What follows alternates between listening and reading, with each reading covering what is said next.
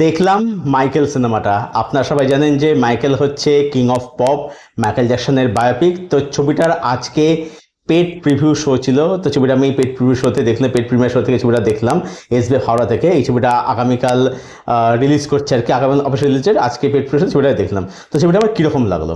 তো দেখুন, বায়োপিক দু রকমের হয়ে থাকে, আপনারা সবাই জানেন। এক হচ্ছে যে একটা কোনো পার্সনের তার লাইফটা তুলুন এবং সে লাইফে কি করেছে, জন্ম টু মৃত্যু সবটা আপনি দেখান। আরেকটা হচ্ছে যে আপনি তার লাইফের জীবনের একটা কোনো ঘটনা তুলুন এবং একটা অংশ আপনি দেখান, যেটা এখানে মাইকেল ক্ষেত্রে করা হয়েছে, যেটা সেকেন্ড অপশন যেমন সেটা এখানে করা হয়েছে। এই ছবিটার মধ্যে আর কি ভালো খারাপ লাগলো কি ছবিটার মধ্যে আমার কাছে বেশ কিছু জিনিস ভালো হয়েছে এবং কিছু জিনিস আমার ভালো লাগেনি। কি ভালো লাগলো? ভালো লাগার মধ্যে হচ্ছে এখানে এই ছবিটা তারাই সব থেকে বেশি কানেক্ট করতে পারবে যারা মাইকেল জ্যাকসন সম্পর্কে খুব দারুণভাবে অবগত। মাইকেল জ্যাকসনের ওই যে ক্রেজ, অফ দ্য ওয়াল থেকে বলতেন যে হিস্ট্রি অব্দি আর কি, of the wall, thriller, bad, dangerous, তারপর হচ্ছে হিস্ট্রি, এই যে ফেসটা, ওই ফেসটা যারা দেখেছে, যারা দেখে বড় হয়েছে, তারা কিন্তু সবচেয়ে কানেক্ট তারা করতে হবে। ওই এক একটা যে গান, ডোন্ট স্টিল গেট এনাফ, তারপরে হচ্ছে বিলি জিন, বিট ইট, থ্রিলার, তারপরে হচ্ছে librarian girl, bad, smooth criminal, তারপরে হচ্ছে ডার্টি ডায়না, এই যে গান যেগুলো ছিল, they don't care about us, তারপরে হচ্ছে আরও অনেক গান রয়েছে আর কি, প্রচুর গান রয়েছে।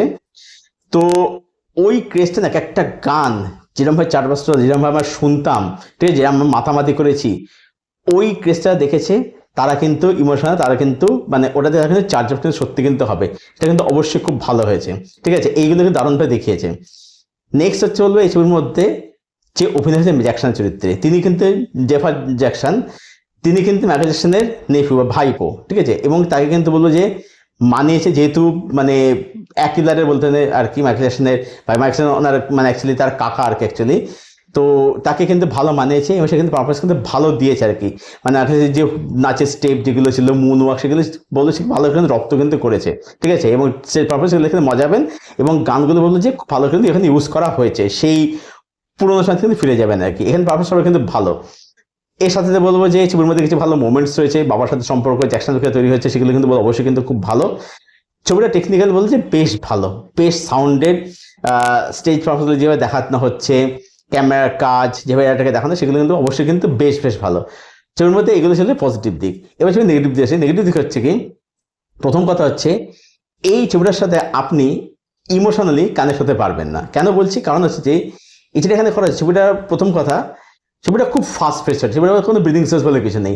মানে ধরুন কি হচ্ছে, ধরুন প্রথমে শুরু হচ্ছে জ্যাকসন 5 দিয়ে। আপনাদের জ্যাকসন প্রথমে তাদের একটা গ্রুপ ছিল, 5 ফ্যামিলি করেছিল জ্যাকসন 5।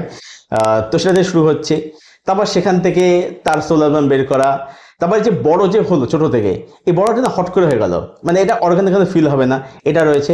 এবং যেটা হচ্ছে কি, ধরুন এই যে তার এই যে কালো থেকে ফর্সা হওয়া, তার মুখ জানেন যে আগুনে পুড়ে গেছিল, তো সেইটা দেখাচ্ছে আর কি।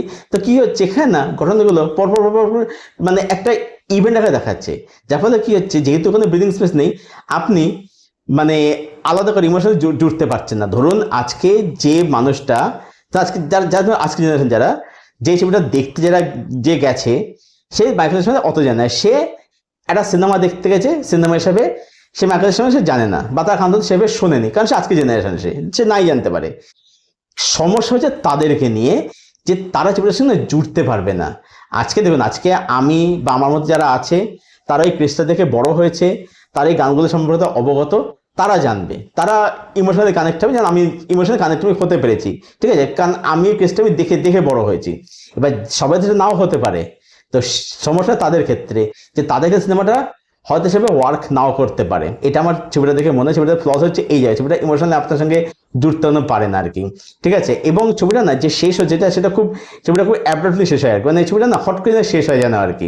তো এটা আমার খামতে লেগেছে আর কি। তো ওভারঅলে বলবো যে ইটস এ ডিসেন্ট সিনেমা, মানে খারাপ ছবি আমি বলবো না, ইটস এ ডিসেন্ট ফিল্ম, যেটা আপনি একবার দেখতে পারেন। ধরুন আপনি যদি মাইকেল জ্যাকসনের ওই ক্রেজটা দেখে থাকেন, যদি ওই পাগলটা দেখে থাকেন, তাহলে ছবিটা আপনি হলে দেখতে একবার অবশ্যই যান, দেখুন, এবং দেখে আপনার মতামত কমেন্ট এসে অবশ্যই জানান। আমার তরফ থেকে ছবিটা রেটিং রইল 7.5 আউট অফ 10। আর যদি কেউ দেখে থাকেন যারা আজকে দেখছেন পেড প্রিমিয়ার শোতে, পেড প্রিভিউ শোতে, তারা জানাবেন কমেন্ট করে যাদের দেখা যায় কীরকম লাগলো ছবিটা। আমি তার মতামত দিলামই। আর ভিডিও ভালো অবশ্যই লাইক করবেন, শেয়ার করবেন, চ্যানেলটাকে সাবস্ক্রাইব করবেন। তো চলুন ভিডিও এখানে শেষ করছি। দেখা হচ্ছে আপনার সাথে পরবর্তী till then stay bye, keep watching good content.